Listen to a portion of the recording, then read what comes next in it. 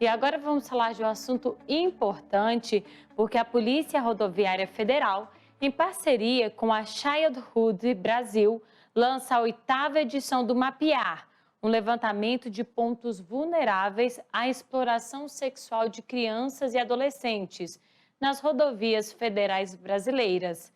Para nos explicar sobre esse assunto, nossa convidada é a gerente de programas e Relações Empresariais da ONG Childhood Brasil, a Eva Dengler. Boa tarde, Eva. Seja bem-vindo aqui ao nosso Tom Maior. Boa tarde, Letícia. É um prazer estar aqui com vocês. Nós que agradecemos aqui a sua participação e disponibilidade em participar com a gente do Tom Maior. Eva, para a gente começar esse bate-papo, né? O mapa desse ano mostrou uma redução, né? No número de pontos vulneráveis de 0,4% em relação ao biênio anterior e de 50,8% quando comparado a 2009. Já é possível apontar os motivos dessa redução? Na verdade, Letícia, o que reduziu nesse último biênio foram os pontos críticos, os pontos que são considerados os mais prováveis de acontecer uma situação de exploração sexual. Porque as características desses locais críticos, né, eles reúnem uma série de fatores que facilitam essa questão. O principal motivo da redução desses pontos críticos nesses últimos 10 anos é um trabalho que vem sendo feito pela Polícia Rodoviária Federal, pautado nesses mapeamentos que são feitos a cada 2 anos, a partir dos quais a polícia, então, durante o período de trabalho, de fiscalização nas estradas, visitam esses locais críticos e fazem aí um trabalho preventivo, tanto com os donos dos estabelecimentos, orientando maior atenção para isso, e bem como também ações de repressão, normalmente são ações noturnas, de repressão e resgate de crianças. Nessa última edição do Mapear, a gente já pôde ver também, né, que nesse período de trabalho da PRF, ela vem com um número quase de 5.000 crianças resgatadas nos últimos 10 anos, nestes locais e nessas operações. Então, a gente está vendo realmente o efeito desse trabalho, né? Tanto do ponto de vista preventivo, quanto do ponto de vista repressivo. Eva, e o Mapear já está aí na 8ª edição, né? Como já dissemos aqui no Tom Maior. E eu queria saber quais são os resultados após, né, a divulgação desses dados. O que é possível ser feito para diminuir, para reduzir essa questão aí desses pontos vulneráveis, enfim? Olha, nós temos duas formas de atuação muito importantes para o mapear. Uma é a da própria Polícia Rodoviária Federal, que começa então a atuar nos pontos críticos e de alto risco, mas nós temos também a possibilidade de passar essa informação sobre o mapeamento de maneira confidencial para os serviços públicos, principalmente o Ministério Público e os conselheiros tutelares dos municípios.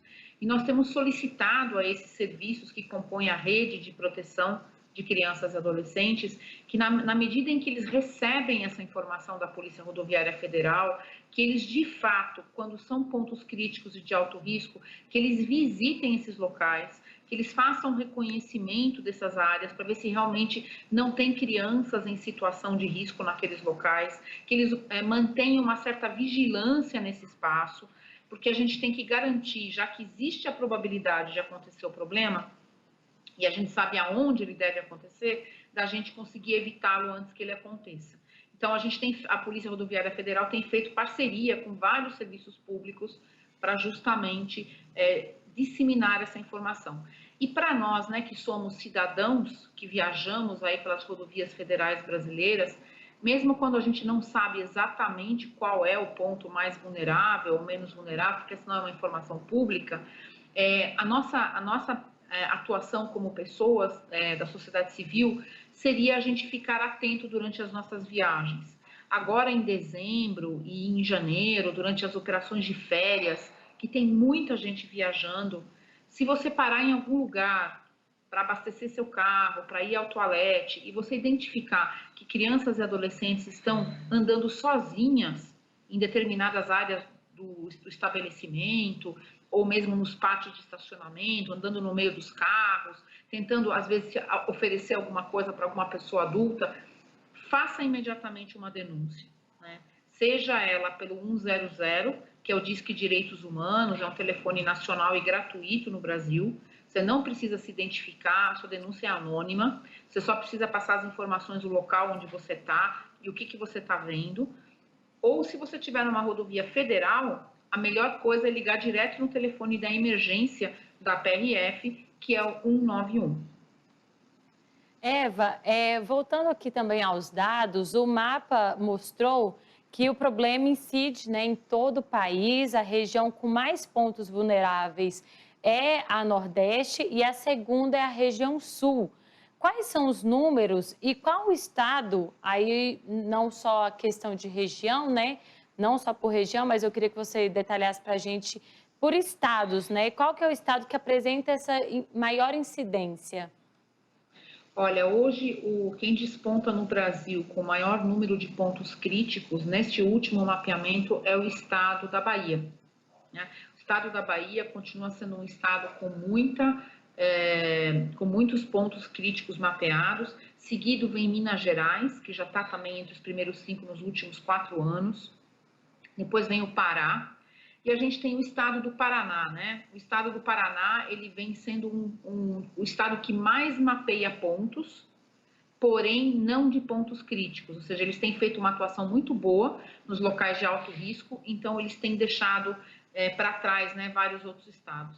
E um estado que muito trabalho fez foi o Ceará. O Ceará, no último biênio, era o líder em pontos críticos e agora já está em 5º lugar no Brasil, ou seja, também foi feita uma atuação da PRF nesses locais, foi feito um trabalho de redução desses pontos críticos.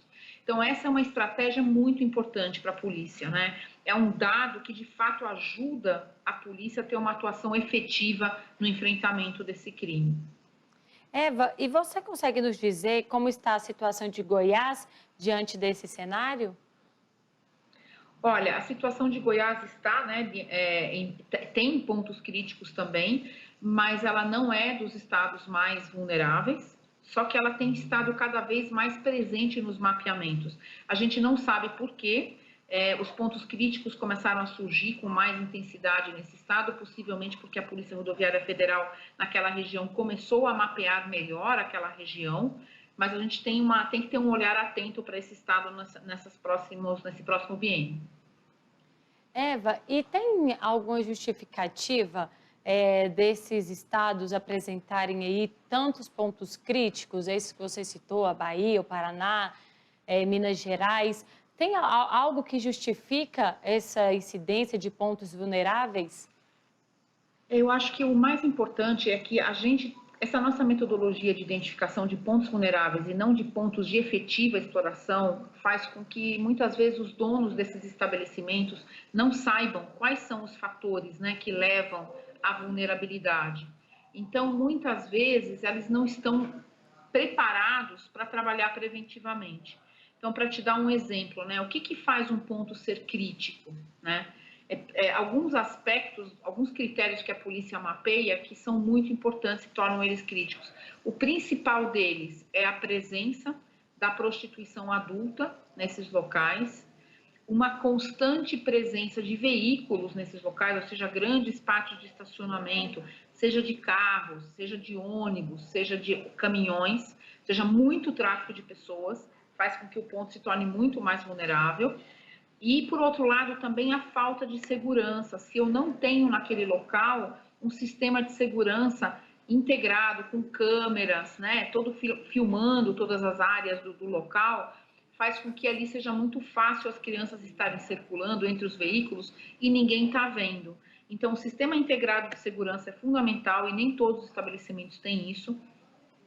E outra coisa que a gente observou, né, a iluminação. Quanto mais iluminado for o local, mais carros pararão lá, porque vão se sentir seguros, não vão estar numa área remota e escura. Mas, por outro lado, também é o espaço onde mais ofertas de programas sexuais vão acontecer. E aí, no meio dos programas sexuais, nós podemos ter a oferta de crianças e adolescentes. Estamos conversando com a gerente de programas e relações empresariais da ONG Childhood Brasil, Eva Dengler. Eva, desde que começou a ser feito o mapear, né, já está na 8ª edição, além dessa redução dos pontos que diagnosticou nessa 8ª edição, o que mais mudou nessa questão da exploração sexual de crianças e adolescentes observada por esse mapa? Olha, o que a gente percebe é uma característica bastante migratória desses pontos, ou seja, aquilo que foi mapeado num determinado biênio não obrigatoriamente vai repetir no próximo. Então, essa é uma coisa muito importante, né?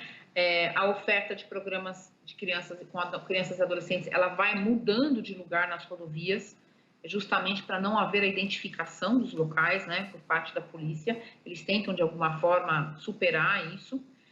E outra coisa importante também que a gente vem percebendo é que há uma atuação cada vez mais efetiva da PRF, como eu já falei, na questão de enfrentar os pontos críticos e de alto risco, que tem trazido uma redução. E outros aspectos que a gente tem percebido é a questão mesmo de, agora, durante a pandemia, isso não é uma coisa relacionada ao mapeamento, é uma coisa que a gente tem notado agora pelo relato de quem transita pelas rodovias brasileiras, uma maior presença novamente de crianças e adolescentes em situação de vulnerabilidade. A gente acredita que isso tem a ver com a fragilidade em que muitas famílias estão sendo colocadas no momento da pandemia pela perda de emprego, pela questão da desigualdade social, pelas questões econômicas mesmo, que acabaram se provocando em consequência da pandemia e que, novamente, algumas famílias em situação de altíssima vulnerabilidade começaram a colocar as crianças e adolescentes de volta em locais onde o tráfico não parou, porque a gente sabe, né, que o trabalho do transporte no Brasil, rodoviário, ele é basicamente todo rodoviário aqui no país e ele não parou durante a pandemia. Ele foi considerado um serviço essencial. Então, todo mundo sabe que nesses locais haverá pessoas consumindo, haverá pessoas com dinheiro. Então, de alguma maneira, voltamos a ter muita presença de crianças e adolescentes nesses locais.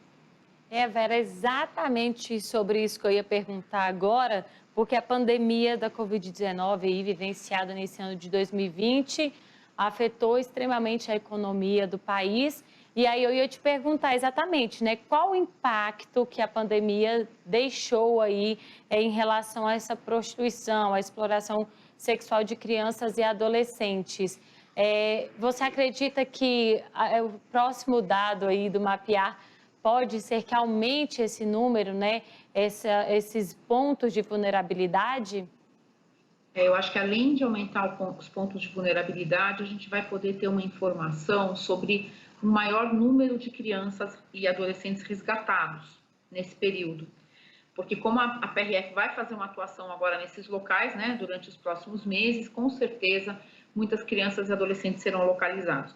A informação que a gente tem, Letícia, através do programa Na Mão Certa, que é um programa que enfrenta a exploração sexual de crianças e adolescentes nas rodovias brasileiras, na Childhood, né, em parceria com empresas de transporte, empresas que usam transporte rodoviário de carga, que movimentam carga pelo país, é que, segundo o relato dos caminhoneiros, realmente a gente teve um crescimento da presença tanto da oferta de serviços de prostituição adulta, quanto de crianças e adolescentes nesses locais que eles utilizam para parar, para descansar, para se alimentar, enfim, para fazer uma higiene, e que isso realmente chamou a atenção deles nesses últimos meses. Eva, você já mencionou aqui com a gente no começo da nossa entrevista sobre o papel, né, de gestores estaduais, o gestor federal, enfim, o governo, né, a trabalhar no combate, né, e também tem políticas públicas. Eu queria que você reforçasse o papel aí da sociedade, do poder público, para colaborar com o enfrentamento aí à exploração sexual de crianças e adolescentes. Eu quero agradecer, Letícia, essa oportunidade, a tua pergunta, porque acho que tem um ponto muito importante para todos nós que estamos aqui nesse programa, estamos assistindo. A exploração sexual de crianças e adolescentes não é compreendida na nossa sociedade ainda, por muitas pessoas, como sendo um crime, né? Na verdade, ela não é percebida, ela não é nem enxergada como uma violação. Por quê? Porque quando você vê uma criança ou uma adolescente em situação de risco numa rodovia, e muitas vezes, de alguma forma, elas estão ali tentando ganhar algum dinheiro para a sobrevivência da família, o que mais acontece com aquele que está vendo o problema é o fato de dizer, ah, deixa assim porque ela está precisando desse recurso. Ah, deixa ela nessa situação porque é melhor para ela, isso está sendo bom que ela está ganhando alguma coisa, tá, ela não vai passar fome, ela não vai passar necessidade, né? Então, num primeiro momento, eu queria pedir para a sociedade este olhar. Gente, qualquer criança ou adolescente que está numa situação que não faz parte do seu cotidiano, ou seja, está num ambiente de rodovia, está mesmo numa cidade, num centro urbano, à beira de um acostamento, ou numa calçada, em qualquer lugar, isso são situações de risco para essas crianças. Essa denúncia tem que ser feita. Muitas vezes eu não tenho nem certeza do que está acontecendo com essa criança. Eu não sei se ela está sendo alvo de trabalho infantil, de exploração sexual, mas eu estou vendo que ela está numa situação de alta vulnerabilidade. O que eu devo fazer? Eu devo ligar para o Disque 100, 100, gratuito, anônimo, e fazer uma denúncia sobre esse lugar. Esse é o principal papel da sociedade.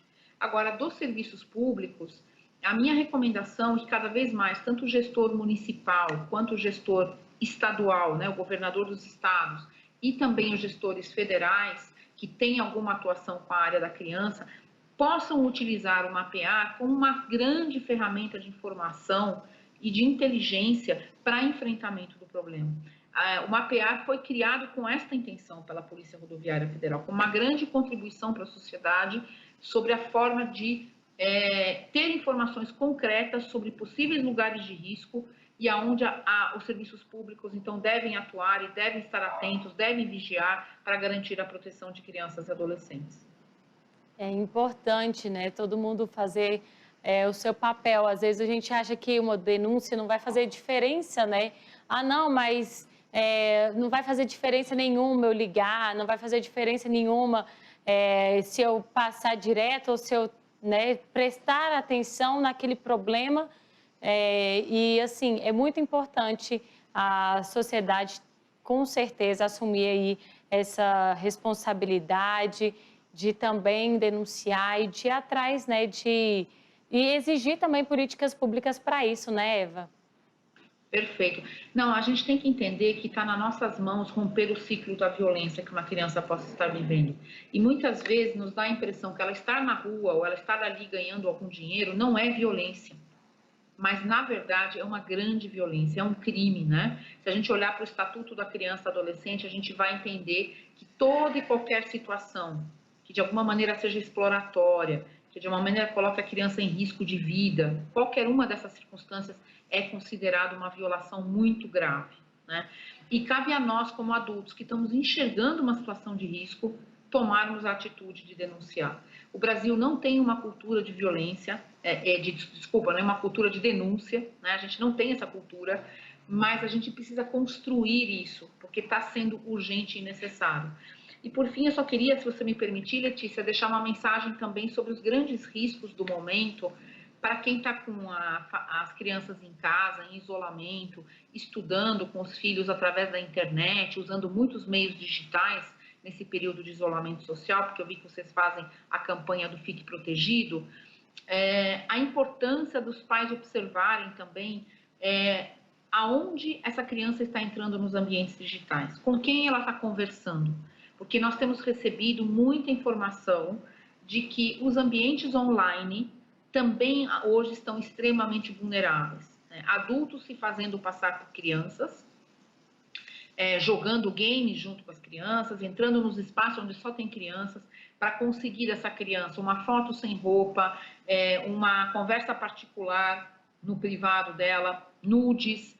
Então, marcando encontros para que no momento em que haja um encontro presencial, em algum momento ela possa marcar um encontro no shopping, com uma adolescente. Então, assim, a gente tem que tomar muito cuidado com esses espaços digitais, né? Que os pais fiquem com a atenção redobrada, não permitam que seus filhos usem equipamentos eletroeletrônicos em áreas fechadas.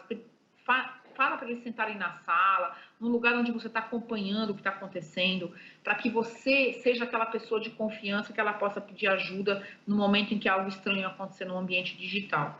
O ambiente digital ficou tão perigoso quanto o ambiente presencial.